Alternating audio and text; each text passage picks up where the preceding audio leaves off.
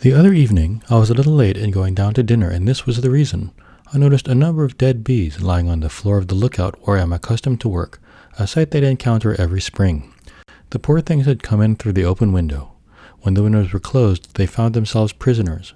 Unable to see the transparent obstacle, they had hurled themselves at the glass panes on all sides, east, north, south, and west, until at last they fell to the floor exhausted and died.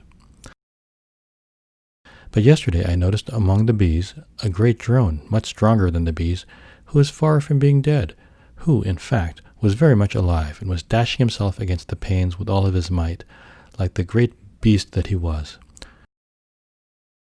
"Ah, my fine friend," said I, "it would have been an evil day for you had I not come to the rescue. You would have been done for, my fine fellow. Before nightfall, you would be lying dead, and on the coming upstairs in the evening with my lamp, I would have found your poor little corpse among those of the other bees. Come now, like the Emperor Titus, I shall mark the day by a good deed. Let us save the insect's life. Perhaps in the eyes of God, a drone is as valuable as a man, and without any doubt it is more valuable than a prince." I threw open the window and, by means of a napkin, began chasing the insect towards it, but the drone persisted in flying in the opposite direction. I then tried to capture it by throwing the napkin over it. When the drone saw that I had wished to capture it, it lost its head completely. It bounded furiously against the glass panes as though it would smash them, took a fresh start, and dashed itself again and again against the glass. Finally, it flew the whole length of the apartment, maddened and desperate. "Ah, you tyrant," it buzzed. "Despot! You would deprive me of liberty, cruel executioner. Why do you not leave me alone? I am happy, and why do you persecute me?" After trying very hard, I brought it down, and in seizing it with the napkin, I involuntarily hurt it. Oh, how I tried to avenge itself. It darted out its sting. Its little nervous body, contracted by my fingers, strained itself with all its strength in an attempt to sting me. But I ignored its protestations, and, stretching my hand out the window, opened the napkin. For a moment, the drone seemed stunned, astonished.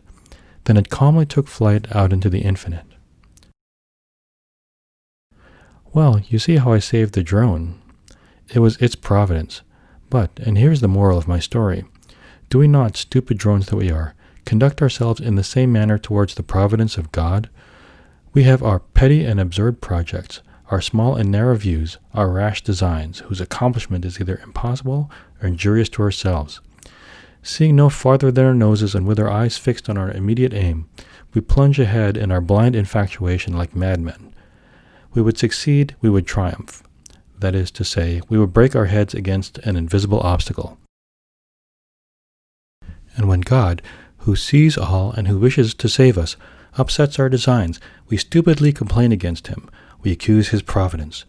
We do not comprehend that in punishing us, in overturning our plans and causing us suffering, he is doing all this to deliver us, to open the infinite to us. Victor Hugo.